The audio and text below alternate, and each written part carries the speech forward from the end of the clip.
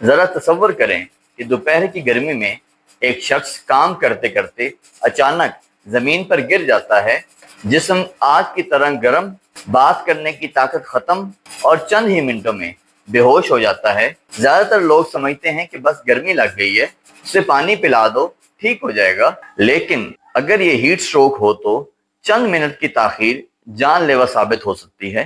Heat stroke ایک medical emergency ہے جس میں جسم کے درجہ حرارت ایک خطرناک حد تک بڑھ جاتا ہے اور دماغ بھی متاثر ہونے لگتا ہے۔ السلام علیکم، میں ڈاکٹر سمیع اللہ قاضی، میڈیکل اسپیشلسٹ اور فیملی فزیشین۔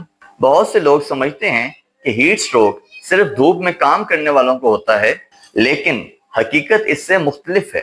یہ بچوں، بزرگوں، حاملہ خواتین، دل یا گردے کے مریضوں، بند اور گرم کمرے میں رہنے والوں اور بعض دوائیں استعمال کرنے والوں میں بھی ہو سکتا ہے۔ شروع میں شدید کمزوری، سر درد، چکر یا متلی ہوتی ہے۔ اگر حالت زیادہ بگڑ جائے تو الجھن، بے ربط باتیں، لڑکھڑاہٹ، دورہ یا بے ہوشی بھی ہو سکتی ہے۔ یہ علامات ہوں تو وقت ضائع نہ کریں۔ اگر کسی کو ہیٹ سٹروک ہو جائے تو سب سے پہلے اسے فوراً سایہ دار یا ٹھنڈی جگہ پر منتقل کریں۔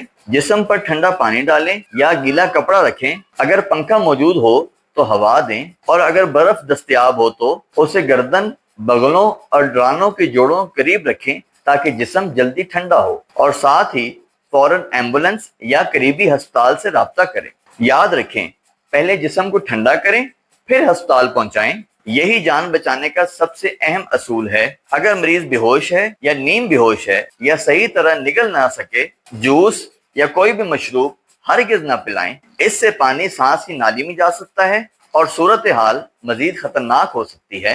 ہیٹ سٹروک سے بچنے کے لیے دوپہر کی شدید دھوپ سے بچیں، ہلکے رنگ کے ڈھیلے کپڑے پہنیں، ORS کو 1 لیٹر پانی میں ڈال کر وقفے سے پانی پیتے رہیں۔ خاص طور پر بچوں، بزرگوں اور حاملہ خواتین کا گرمی میں ضرور خیال رکھیں۔